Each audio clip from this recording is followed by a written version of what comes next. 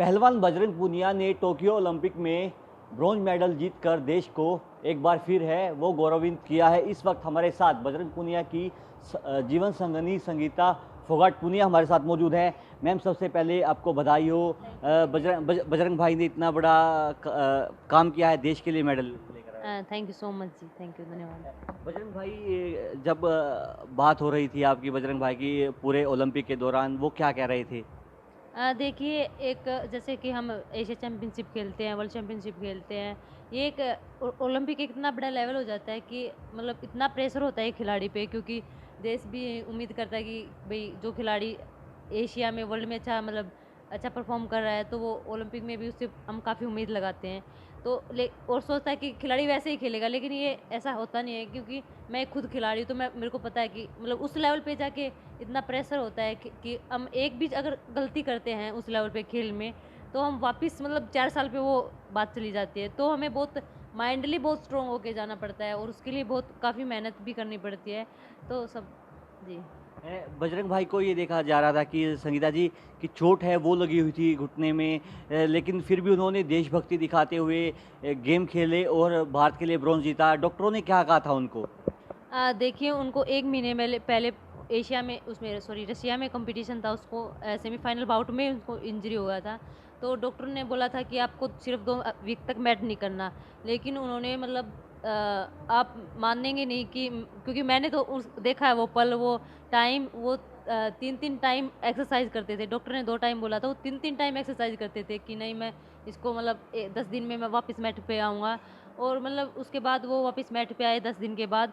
लेकिन 2 ही दिन ट्रेनिंग किया था, मतलब उसको लेफ्ट लेफ्ट में था, उसमें राइट की हैमस्ट्रिंग में स्ट्रेन हो गया।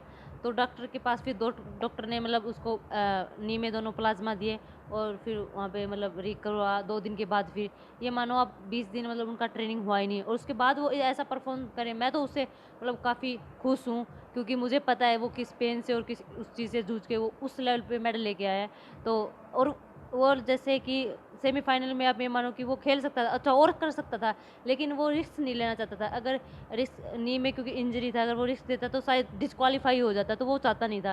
क्योंकि अभी ब्रॉन्ज के लिए उसने इतना अच्छा बोल रहे कि ब्रॉन्ज की अच्छी फाइट लड़ी, अगर पहले भी अच्छा लड़ता तो बहुत अच्छा था। लेकिन ब्रॉन्ज का तो ये था, या तो टूट के आना या मेडल लेके आना, लास्ट ऑप्शन यही था। तो वो इसीलिए इंजरी को बचाते हुए लड़ रहे थे सेमीफाइनल में। संगीता जी, अब देश में आ चुके हैं टोक्यो से, किस तरह से स्वागत किया जाएगा? आप बेंगलोर थी, वहाँ से आप वापस आई हैं उनके स्वागत के लिए। घर पे किस तरह की तैयारियां हैं वो की गई हैं? क्योंकि हम सुबह आंटी से बात कर रहे थे, उन्होंने गुड़ का चूरमा उनके लिए बनाया। भाभी से हम कल बात कर रहे थे, वो उन्होंने परांठों की रेसिपी बनाई है।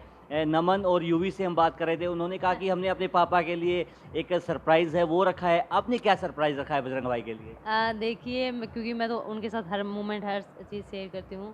तो और सबसे बड़ा सरप्राइज़ तो ये है कि वो इतने बाद फैमिली के साथ टाइम स्पेंड करेगा, तो मैं मानती हूँ कि सबसे अच्छा उसके लिए यही होगा कि क्योंकि मैं भी वहाँ पे बैंगलोर ट्रेनिंग करी थी और वो बोल रहे थे कि नहीं, तुझे आने की अभी ज़रूरत नहीं है, क्योंकि टाइम भी बहुत बिजी है। लेकिन मैं उसके लिए आई हूँ, क्योंकि ये एक इतना मोमेंट है, शायद कभी फिर आए ना, तो इसमें मैं उसका साथ देना चाहती हूँ। इतनी खुशी का माहौल है और बहुत खुश हैं।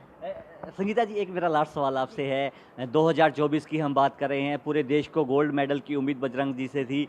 अब किस तरह से तैयारियां हैं उनके साथ, किस तरह से कंधा मिलाकर आप खड़े रहोगे? देखिए, 2024 तो अभी मतलब अभी बहुत ही जल्दी, क्योंकि 3 ही साल है बीच में और अगले साल एशियन और कॉमनवेल्थ गेम्स हैं। तो ये नहीं कि हम सिर्फ ओलंपिक का टारगेट लेके ही मेहनत करेंगे, क्योंकि हम एशियन गेम्स और कॉमनवेल्थ में भी खासा कंपटीशन होता है। तो पहले उस पे फोकस करेंगे।